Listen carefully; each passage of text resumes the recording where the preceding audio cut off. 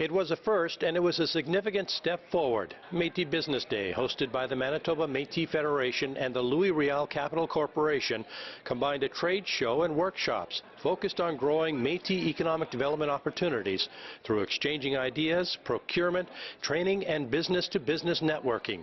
MMF President David Chartrand says with 2011 to 2020 being declared the decade of the Métis Nation comes a new era for the Métis people. Knowing the fact that this is done through a volunteer system, nobody's paid here, the business is coming on their own. We have over 200-300 businesses signed up already to our directory.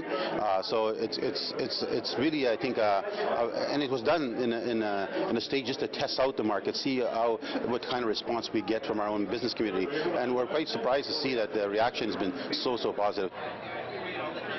Nearly 50 trade booths were set up, highlighting everything from companies offering the latest traditional Métis wear to those addressing the healthcare challenges facing Métis, to corporate construction giants such as Ledcor Group, which has partnered with the Métis National Council in promoting economic development opportunities across the homeland. George Demoran says Métis have a lot to offer, and industry needs to recognize the value they bring. From our point of view, it's huge value in these partnerships. It's a necessity to be competitive, to create these partnerships so that we can influence our abilities to execute work, and you as partners can influence your abilities to share in the work within your footprint of your territory. Of those Canadians that are online, 76% have purchased products or services over the internet. Métis Business Day also incorporated various workshops as a way of exchanging best practices, such as tapping into the growing social network from Twitter to YouTube and Facebook.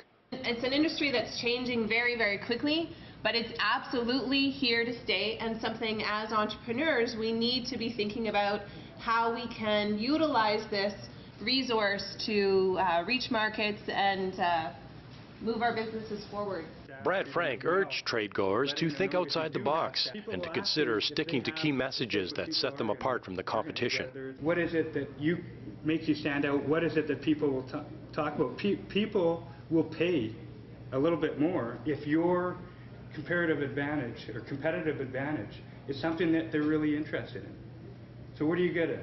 What are you the expert at? What are you special at? For the general manager of the Louis Riel Capital Corporation, Métis Business Day was a huge success that can be built upon. Out of those 50 booths, I think most of the feedback that I'm getting is everybody was very happy with the turnout, and certainly we had great presentations going on throughout the day. We would like to look at doing something very similar to this in the future, in the near future, perhaps an annual event, and we'll take this and we'll learn from it, and hopefully we will be able to turn this into a two-day event. I would really like to see the panel discussions happen on the second day so that all of the participants in the trade show could actually attend the panel discussions, and we look forward to something like that next time around.